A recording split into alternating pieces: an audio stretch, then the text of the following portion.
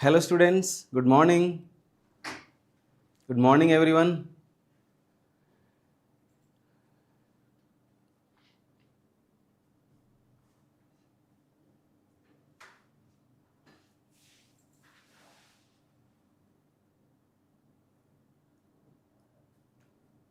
Good morning. Good morning. Omkar, good morning. Pushpa Varshika, good morning. Josnavi, good morning. Good morning. I hope all are doing good. Myself, Shilpa. Hi Shilpa, good morning. Avanti, good morning.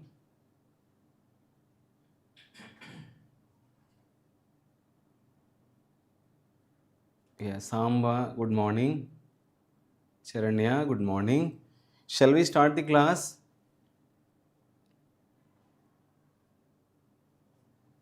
In last class, we have completed electronic configuration of certain ions, and afterwards I have given a brief idea about periodic table. I have given few inputs about periodic table. I showed the periodic table, and I have given the classification of elements into blocks. Okay, and I have given the idea about groups and periods. Okay, now today we will be starting few basic important definitions related to chemical bonding. Okay, good morning. Okay, so shall we start the class? Shall we start the class? I hope you have followed the points which I have given in last class. In last class, we have mainly classified the elements into groups and periods. In total, how many periods are present in the periodic table? There are in total 7 periods we have and 18 groups. Groups can be identified as vertical columns and periods can be identified as horizontal rows. And we have concluded that majority of the elements from periodic table are metals. As I told you, complete S block, D block and F block, all the elements are metals. In P block, there is unity in diversity. We have concluded that P block is the place where we can find metals, non-metals and metalloids too. We have identified certain non-metals and metalloids and even some metals also under P block. Can you name few metalloids under P block? Can you name metalloids? Yeah, today I will give the time for doubts session. Okay. Yeah, that's better. Okay. So here students, please focus on the class. Don't be diverted with unnecessary chatting. Listen properly. If you are not following the class properly and if you are spending time in chatting something unnecessary things, so I'll stop the chat box also. Okay, fine. And as you are saying, I think I'll give a couple of minutes for doubts clarification. Some people are giving answers: silicon, germanium, selenium, tellurium, arsenic, antimony. Okay, as we have concluded in last class, polonium, I think, yeah, we can work, but since it is a radioactive element, so we don't discuss much about radioactive elements. Okay, Strictly speaking, boron is a typical non-metal. Okay. Okay. So we will continue today's under chemical bonding. Okay. So for chemical bonding, we need to know about the number of valence electrons of some important elements. Okay. So you need to identify the number of valence electrons of a given element.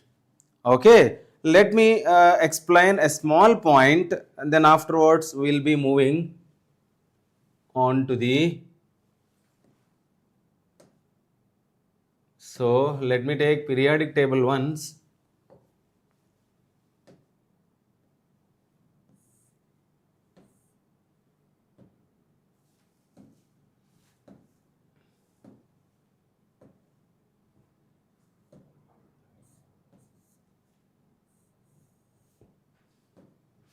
Okay. Just look at carefully. This is called as long form of the periodic table or present modern periodic table. The periodic table which we are using in all the books. Okay. Yeah, I'll give. Okay. Listen carefully. In future, so to remember these elements in a sequential manner, I'll try to give the mnemonics also. Okay. As I mentioned already, this block 1 and 2, groups 1 and 2 is considered as S block, and groups from, I have given the numbers in last class. I hope you are able to recollect. Okay. I have given in this way. Let me write once again. So groups from third B, let me write here, from here up to second B. According to latest IUPAC convention, you can represent the groups as 1, 2, and this group is considered to be third group, and this is considered to be second group. Groups from 3 to 12 is D block, and groups from 13 up to 18 is considered to be P block. Okay. Groups from 1 to 2 is considered to be S block. Okay. Another conclusion is required. Okay. Students, as I mentioned already, so don't try to waste your time with unnecessary chatting. Okay. So if it is the case, I suppose to stop the chat box. So before end of the class, I'll try to open the chat box. Okay. So listen properly and focus on the class. Okay. Is this point clear? Here the bottom, whatever we have mentioned here, this is considered to be F block, as I have mentioned in last class itself. Now coming to the main important point, if you take the group 1 elements, number of valence electrons, at least we require these elements. I'll try to write over here, then afterwards we'll be moving forward. Okay.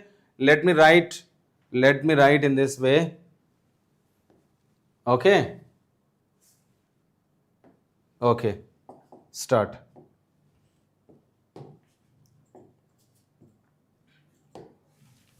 Here, if you talk about the first group, lithium, sodium, potassium, rubidium, cesium, and francium. And here, beryllium, magnesium, calcium, strontium, barium, and radium.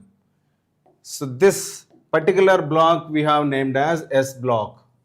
Number of valence electrons in group 1 elements is NS1, and number of valence electrons or general electronic configuration of group 2 is NS2. It means in group 1 we have one valence electron.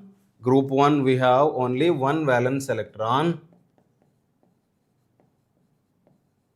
And in group 2 we have two valence electrons.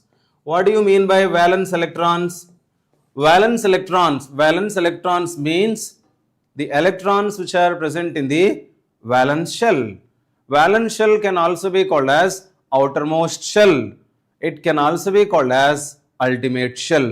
The number of electrons present in valence shell of group 1 elements is 1 and for group 2 elements is 2. Then I am not going to work on the D block at present. I don't want to discuss on the D block. This particular block is considered as S block, as I mentioned already, S block, and the bottom whatever you find just below D block or the periodic table, just beneath the periodic table, the elements which were categorized as F block. Now if you talk about immediately right after the D block, this particular block is considered to be P block. I wanted to write at least the first element of this group: boron over here, carbon, nitrogen, oxygen, fluorine and neon. Okay, just we need to have an idea about at least. Okay, let me finish with this. After boron, aluminum comes, carbon, silicon comes, phosphorus, over here sulfur, chlorine, argon. Okay, so these are most important elements and most frequently used elements in formation of compounds. Okay, now if I am talking about 13th group elements, this is group 13th up to group 18. Of course, in the first period, we will have hydrogen over here and helium over here. Is this point clear? Now, group 13, the general valence electronic configuration is Ns2, Np1. And for group 14th, it is Ns2, Np2. And for group 15th, it will be Ns2, Np3. And for group 16, Ns2, Np4. And for 17th group, Ns2, Np5. And for 18th group, Ns2, Np6. Okay. If you talk about number of valence electrons, we have in total 8 electrons in noble gases elements. If you talk about 17th group elements, we have 7 valence electrons. And in 16th group elements, we have 6 valence electrons. In 15th group, we have 5 valence electrons. 14th group, we have 4 valence electrons. And 13th group, we have 3 electrons in the valence shell. Is this point clear? Is this point clear? Okay. So group from 13th to 18th, I have given information, and from group 1 to 2 also given information about number of valence electrons. So we will be talking about the bonding among these elements. Usually we will be talking about bonding between the S block and P block sometimes, and we can also discuss about the elements among P block. Therefore, we need the information about S block as well as P block. Okay, then D block and F block we are not going to work at present. Right now, I need to know the information about both S block and P block. In later classes or in future classes, I will try to give a memory map or mnemonics to remember the elements in a sequential manner. Okay, is this point clear? If you talk about first group elements, we have only one valence electron. Main important elements, let's say lithium, sodium, potassium, you can try to remember at least few elements you should be able to identify. Next, if you talk about second group elements, which includes beryllium, magnesium, calcium, strontium, barium and radium, contains 2 valence electrons. Now from 13th to 18th group if you talk, boron aluminum belongs to 13th group, has 3 valence electrons, and its general valence electronic configuration is NH2 NP1, right? And 14th group we have especially carbon silicon. Of course the list will be continuing. I need to know mainly about carbon and silicon. Okay, now the 14th group has general valence electronic configuration NS2 and P2 and has 4 valence electrons.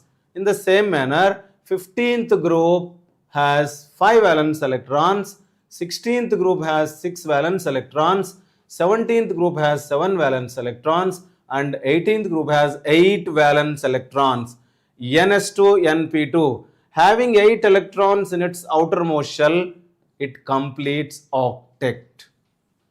Okay, we need to introduce octet rule also. Fine.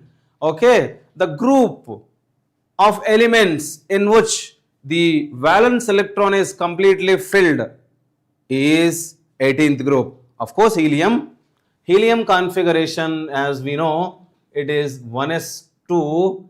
It is having duplet configuration. We will refer it as duplet configuration. The rest all elements, let's say helium, neon, argon, krypton, xenon, radon, and you will find even oganesson also. The rest of all the elements are having 8 electrons in its outermost shell. Hence, the noble gases elements are completing the octet. Of course, except for helium. With this, I will try to close the information about the periodic table. Let's move on to the basic fundamental points related to chemical bonding. Okay, let's talk about chemical bonding. Are these points clear? I guess the points which I have given are clear. Now moving on to the chemical bonding. This is most important chapter of our first year course. Very important, very important. First year chemistry or first year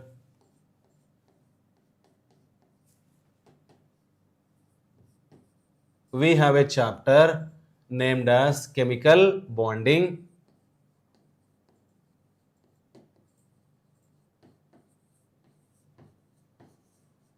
So we won't discuss all the details or all the topics in detail. We need to have a fundamental or basic idea about the bonding, right? Okay, so chemical bonding is most important chapter of first year chemistry. Very important. Okay, so bonding, whenever we refer bond in chemistry terminology, bond means we know very well bonding.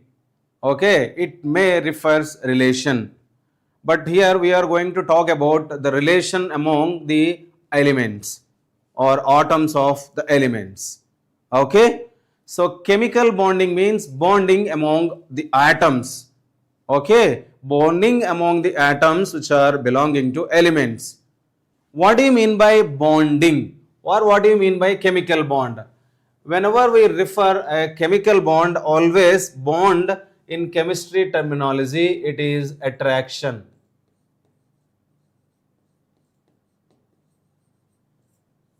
Okay, so here I am trying to give the definition of chemical bonding. The attractive force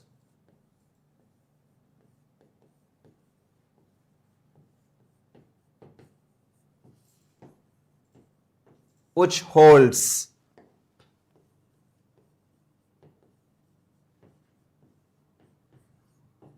the constituent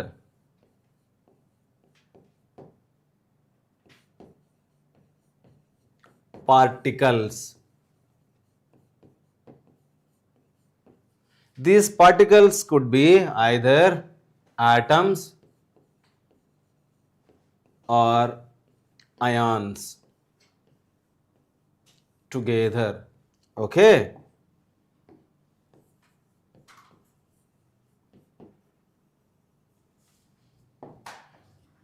In different chemical species.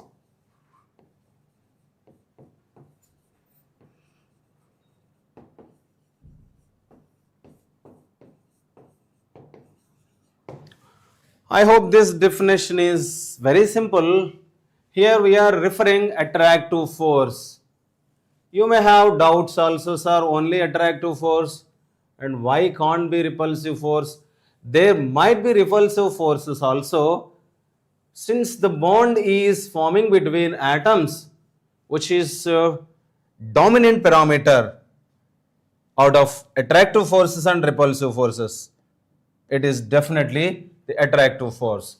The attractive force which holds, bringing together, or else constituent particles. We may be dealing with the atoms or we may be dealing with even the ions. Okay, constituent particles might be atoms or ions together in different chemical species. Let's say, for example, if I am talking about this compound, example, let's say methane. This compound is named as methane. If you observe methane, carbon is bonded with hydrogen, or here group of 5 atoms are present. How these atoms are able to hold themselves? How these atoms are able to hold themselves? There must be something,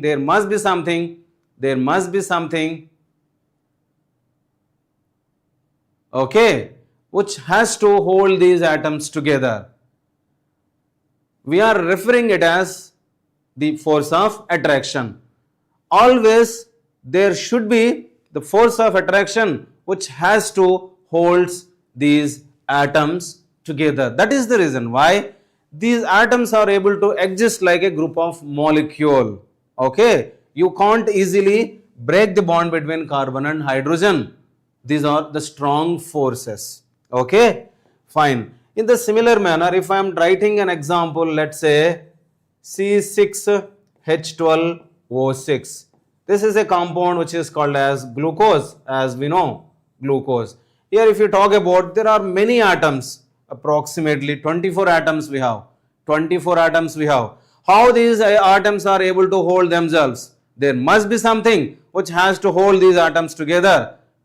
The secret of the aggregation of these atoms together, or this is nothing other than attractive force. This attractive force brings the atoms close together and which is able to hold themselves, okay, in a given species. That force of attraction is called as chemical bond. If I am talking about, let's say, NaCl, as we know, we have Na with positive charge and Cl with negative charge. Here if you talk about the compound NaCl, Na carries positive charge and Cl has negative charge. So here we can refer it as force of attraction. This force of attraction could be Coulombic attractive force, the force of attraction which is operating between oppositely charged ions. This must be electrostatic force of attraction.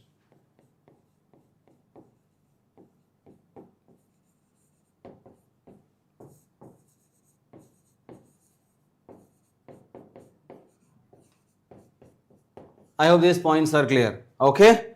So if I am talking about ionic compound, this is ionic compound because we have positive charge and negative charge. And these are covalently bonded compounds.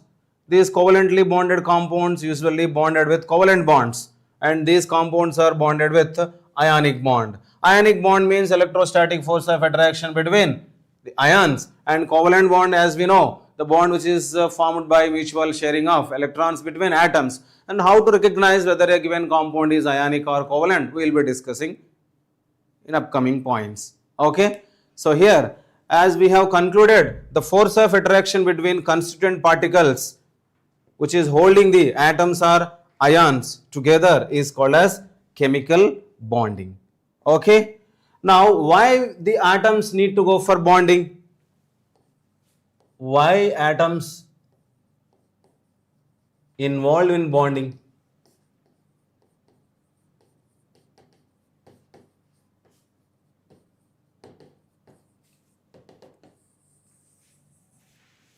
Why atoms have involved in bonding? Why humans requires relations? Okay, so bonding stabilizes the, what I can say, in the context of atoms, So if I am talking about why atoms are involved in bonding, the main purpose is to attain stability. Main purpose is to attain stability. You may have doubt, sir, why atoms are these not stable? Why they need to attain for stability?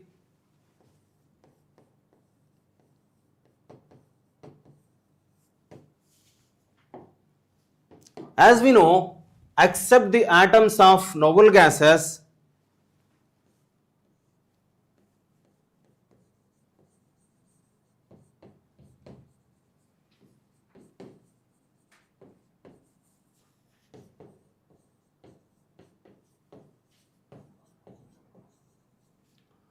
okay, atoms of all other elements, let's say, do not exist independently.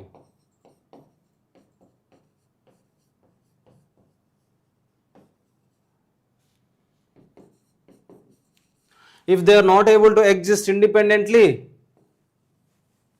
they are not stable. I hope this point is clear. So it means noble gases atoms exist independently. The remaining atoms, atoms of all other elements do not exist independently. Okay. So if they are not existing independently, to attain stability, they are being involved in bonding. The involvement of bonding either through complete transfer of electrons or through sharing of electrons. By complete transfer of electrons, which leads to form ionic bond, and mutual sharing of electrons leads to covalent bond. Fine. Okay. So it means noble gases atoms exist independently. I can say these atoms exist independently. Then again question comes, why these atoms exist independently? The reason I told, it might be the octet of their electrons. Okay, here the answer for this is why atoms are involved in bonding, to attain stability. How they can attain stability?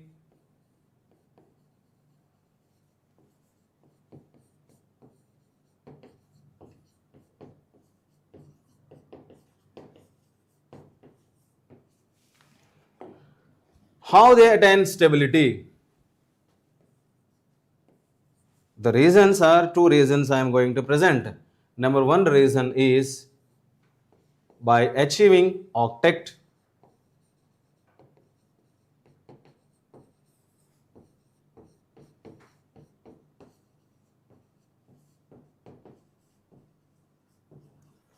Considering the reference of noble gases, octet means 8 electrons in their valence shell.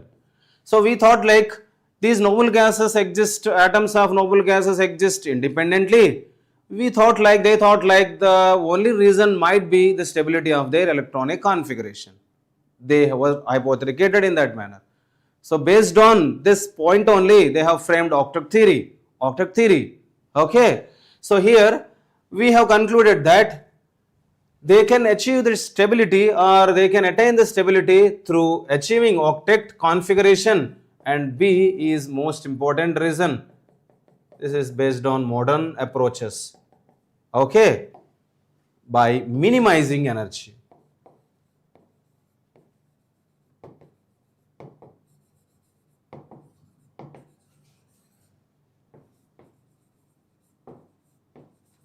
It means lowering energy.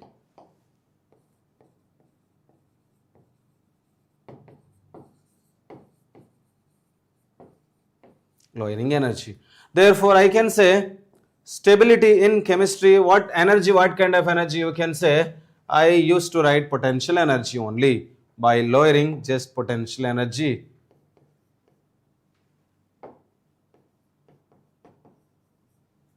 Okay, so here I am writing one statement, very important statement. Look at carefully, students. This point is most important point, most important point in chemical bonding. Okay, here I am trying to write stability is inversely proportional to Stability is inversely proportional to potential energy, or energy I can say.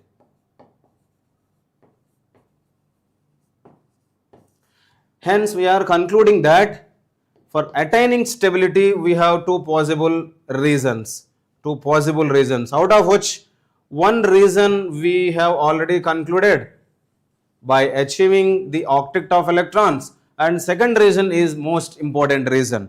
Most important reason, minimization of energy is the main cause for stability. Okay, if the atom is associated with more energy, it is not quite comfortable, it is unstable. So then if the atom is going and involving in bonding, it can minimize its potential energy. Therefore, when the atom is involved in bonding, it minimizes its energy and maximizes its stability. Therefore, the stability of a species is inversely proportional to potential energy. Right? I hope these points are clear. These points are clear. Two possible reasons I have mentioned here. Okay, so in detail discussion about the minimization of potential energy will be discussed under valence bond theory. Okay, so we will continue, right? Then I told that I have given that how they are attaining stability I have given. Then next question to you is how they are participating in bonding. Next point number 3, how they can be involved in bonding. How they can be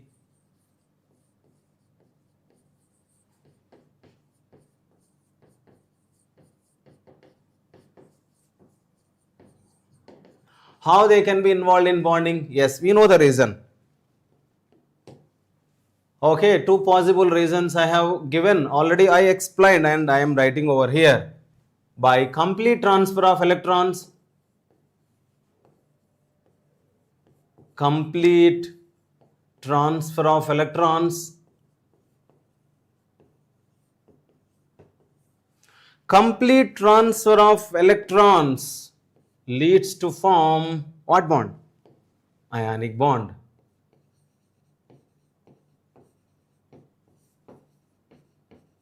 Ionic bond.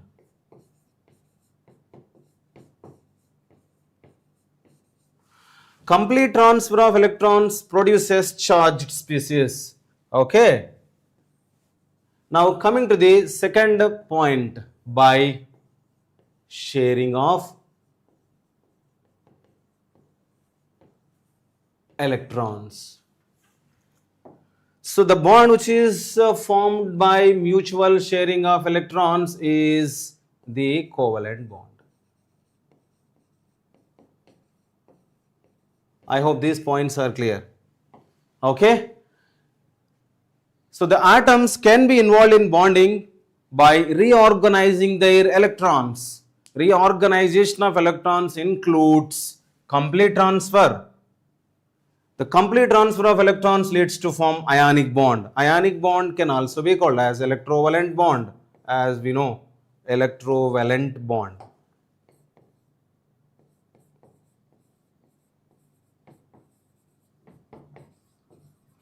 We will go in detailed explanation about the types of bonds. Covalent bond, okay. Covalent bond is formed by mutual sharing of electrons, I told. I hope these points are clear. Then we will be talking about the types of bonding. I hope you are able to connect the sequence. I hope you are able to connect the sequence. Now the next question to you is how many different types of bondings we have? I think you can name only covalent bond and ionic bond. There are other bonds too, okay. So we will mention all types of bonding. Shall we move on to the next page? Are these points clear? I hope you are able to follow the sequence. I hope you are able to follow the important definitions and important points also. Right? So moving on to the next question to you is, then how many types of bondings we have?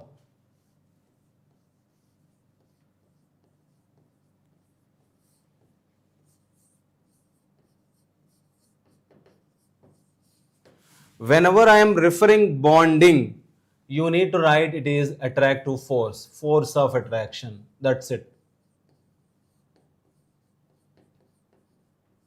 When I am talking about force of attraction, there will be strong forces of attraction and weak forces of attraction.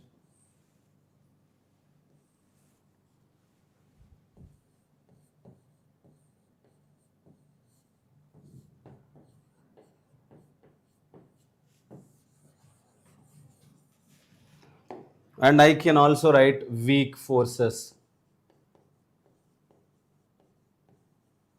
I hope you are able to connect the sequence. As I mentioned already, bond is nothing but force of attraction. Okay, with forces only we will be continuing things. Strong forces or permanent, I can say.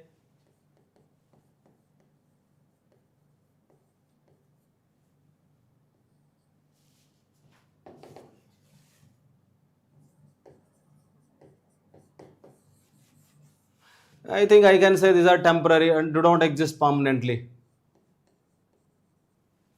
Okay, not permanent, let me write otherwise. Okay, these are like weak forces which do not form permanent bonds. Okay, these are considered to be, let me write a permanent I told. And one more point I used to refer here, bonding within the atoms in a given compound. It is nothing but bonding between atoms within a given compound. I mean to say this is intramolecular. Intramolecular. Okay. Now I can say this is intermolecular. Intermolecular. These forces are intermolecular. It means these forces exist between molecules. Forces exists between molecules. Okay. If you want, you can write. Right? I hope these points are clear. So let me write the bonds which comes under this category. Strong forces we have, yes, you can name now, covalent bond. Covalent bond. And second one I can say ionic bond. Ionic bond. Next, you can also write coordinate covalent bond.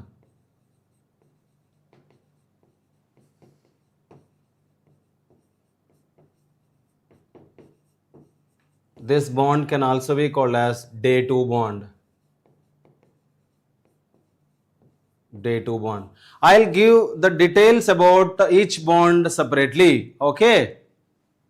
In covalent bond, we have polar covalent bond. Yes, all the details will be discussed under this topic itself. Okay. When I am talking about the covalent bond, all types of covalent bondings I'll explain. Don't worry at all. Okay. Now the fourth one is considered as metallic bonding. Metallic bond. Yeah, you can add over here. This is polar covalent based on the polarity, and here non-polar covalent.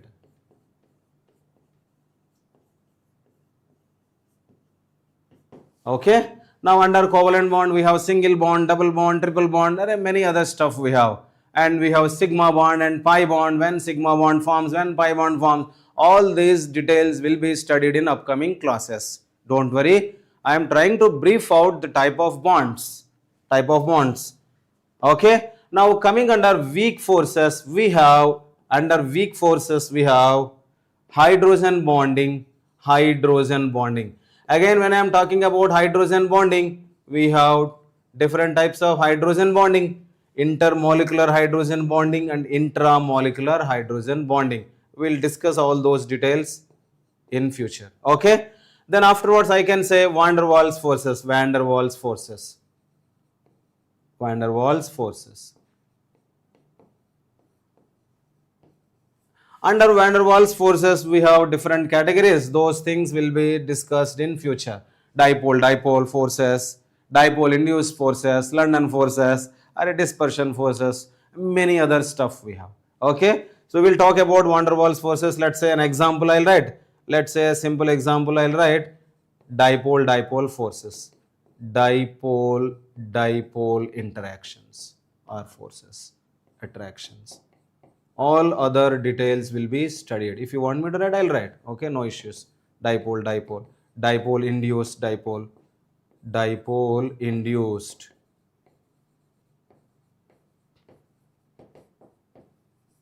and I can also write dispersion forces.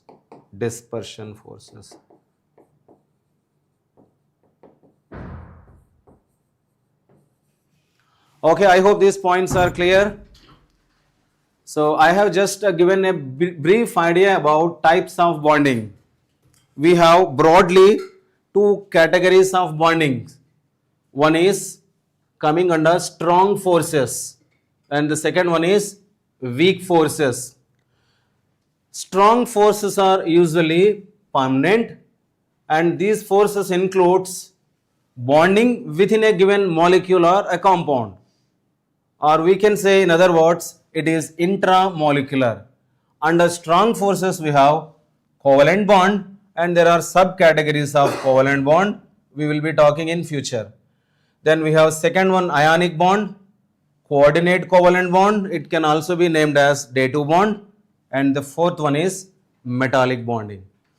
Under weak forces we have, weak forces means these are intermolecular.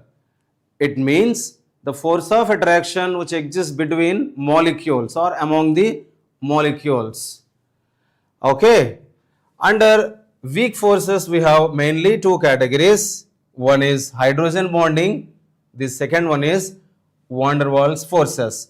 Again, Van der Waals forces of attraction we have various categories. Each and every one will be discussed in future classes. With this, I wanted to close for today's session. That's all for today's class. Thank you. Have a nice day.